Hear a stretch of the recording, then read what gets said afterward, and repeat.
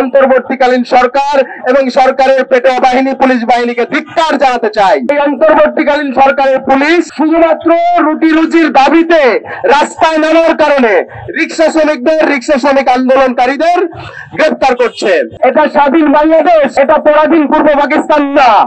বন্ধুগণ, আমরা বলতে চাই এটা স্বাধীন বাংলাদেশ, এটা পরাধীন পূর্ব পাকিস্তান না। এই বাংলাদেশে প্রত্যেক মানুষ তার গণতান্ত্রিক দাবি, তার গণতান্ত্রিক অধিকারের পক্ষে তার সাংবিধানিক অধিকার রয়েছে যে কোনো মুহূর্তে যে কোনো মিছিল করার, তার দাবি পেশ করার। কিন্তু বন্ধুগণ, আমরা দেখতে পেলাম এই অন্তর্বর্তীকালীন সরকারের পুলিশ শুধুমাত্র রুটি রুজির দাবিতে রাস্তায় নামার কারণে রিক্সা শ্রমিক আন্দোলনকারীদের গ্রেফতার করছে।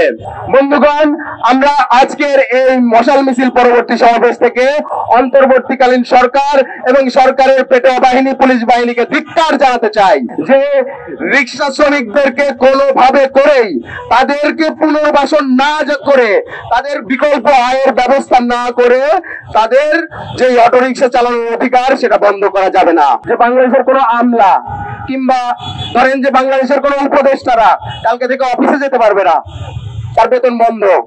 এই উপদেষ্টারা কোথায় যাবেন তখন? কিন্তু আমরা দেখি যে বাংলাদেশ সরকার বারে বারে, এটা ঢাকা শহরেও ঘটেছে, এখন আমরা দেখছি সিলেট শহরে ঘটছে, যে রিক্সা চালকরা রিক্সাটা চালানোর পরে সে সন্ধ্যাবেলায় দুমুঠো চাল কিনে বাসায় ফেরে। সেই রিক্সা চালককে যদি বলা হয় তোমরা রিক্সা চালাতে পারবে না, তাহলে সেই রিক্সা চালক এবং তার পরিবার কি খেয়ে বেঁচে থাকবে?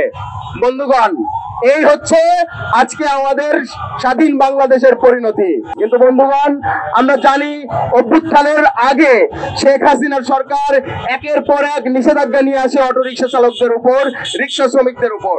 কিন্তু আমরা দেখতে পাই যে আমরা দেখেছিলাম যে শেখ হাসিনার সরকার সেই অটোরিক্সা চালকদের দমাতে পারেনি।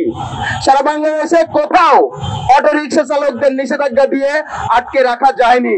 অটোরিক্সা চালকরা একের পর এক আন্দোলনের মাধ্যমে তাদের অধিকার ছিনিয়ে নিয়ে রাজপথে তারা রিক্সা চালাচ্ছে।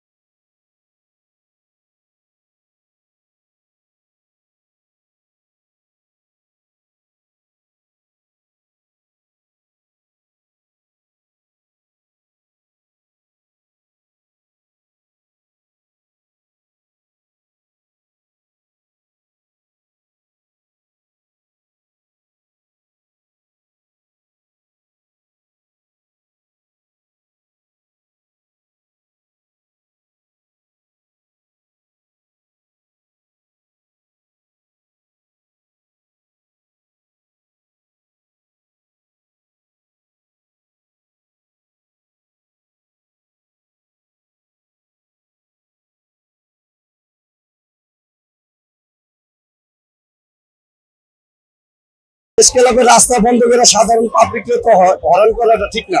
আগে তো আওয়ামী লীগ সরকার ছিল, কোনো জ্যাম ছিল না। এখন তো আওয়ামী লীগ না, এখন ছাত্রলীগ আছে। ছাত্ররা জ্যাম ক্লিয়ার করবে। রাস্তা বন্ধ করে এভাবে অধিকার আদায়ে অন্যের অধিকার হস্তক্ষেপ করার অধিকার কে দিল তাদেরকে? আমার অধিকার হরণ করছে সে, বঞ্চ রাস্তা বন্ধ করে রোগীদেরকে কষ্ট দেয়। আমি রোগী নিয়ে বসে আছি, এই অধিকার তাকে কে দিল? গণতান্ত্রিক অধিকার। এখানে প্রতিদিন আপনার ধর্মঘট, এই আন্দোলন হচ্ছে, এখানে আমাদের ভোগান্তি হচ্ছে। উচিত হলো যত দাবি নিয়ে উঠুক, প্রেস ক্লাবের রাস্তা বন্ধ করে সাধারণ পাবলিককে তো হরণ করাটা ঠিক না। ঠিক আছে, সরকারের সাথে ওনাদের যা বলার ওনারা সরকারে ই করে বলবে। এই কারণে রাস্তা বন্ধ করে মিছিল করবে, ই করবে, এটা তো ঠিক না। এটা অবশ্যই একটা পদক্ষেপ নেওয়া উচিত। রাস্তা বন্ধ করে এভাবে নিজের অধিকার আদায়ে অন্যের অধিকার হস্তক্ষেপ করার অধিকার কে দিল তাদেরকে? সে আন্দোলন করতেছে, ঠিক আছে, প্রেস ক্লাবের ভিতরে যাক। এখানে রাস্তা বন্ধ করে মানুষকে কষ্ট দেওয়া, রোগীদেরকে কষ্ট দেওয়া, আমি রোগী নিয়ে বসে আছি, এই অধিকার তাকে কে দিল? গণতান্ত্রিক অধিকার।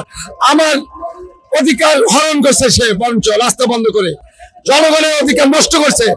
কারণ এটার প্রতি অ্যাকশন নেওয়া দরকার, আমাদের সচেতন হওয়া দরকার যে রাস্তা বন্ধ করে অন্যের অধিকার বন্ধ করে নিজেরটা হস্তক্ষেপ করা, এই অধিকারটা তাকে কে দিল?